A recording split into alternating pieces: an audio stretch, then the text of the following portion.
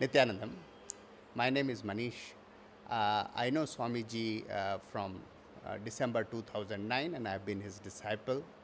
And as all the disciples are, and all the people who care about the Vedic civilization, the Vedic culture, and those who have been benefiting from it, like uh, streams like yoga, Vedanta, bhakti movement, and all those things, I'm one of those persons who have actually benefited from it.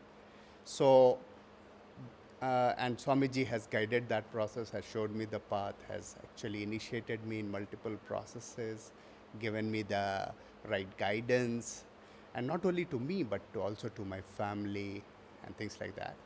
So, in fact, my daughter had some hearing problem, and Swamiji cured it, and doctors were very, very surprised that such a thing can happen. So I have personally seen it in my neighborhood. There were people who were not having babies for almost 10 years. They tried in India, US, Europe, you name it, they tried it. But nothing was happening. And now they have kids. So I have seen things like that happen. And what happened on uh, September 8th during the so called test against the complaint of one person by the name Aarti Rao, who has alleged that she has been raped. Uh, obviously I was very concerned that such a false allegation, which has been put on Swamiji, and the repercussion of such an allegation on a great saint of Vedic tradition, and how such allegations is keeping people who want this guidance, who want this support, from reaching out to him and taking advantage of his teachings. Uh, I find it very, very surprising that uh, Aarti Rao herself has filed a case of alleged rape in US.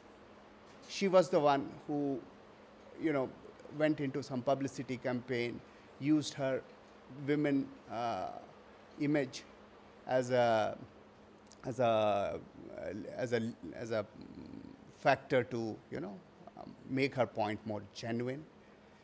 The Ohio court has looked at all the evidence and has actually told that first the CD is morphed, and second the allegation of rape cannot be true simply because she has a sexually transmittable disease since very long time, and we have the medical records which actually says so.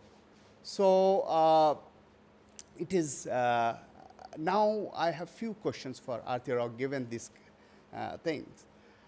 Being a disciple, being a responsible citizen of this country, being a person who cares about Vedic tradition, I have few questions for Aarti Rao.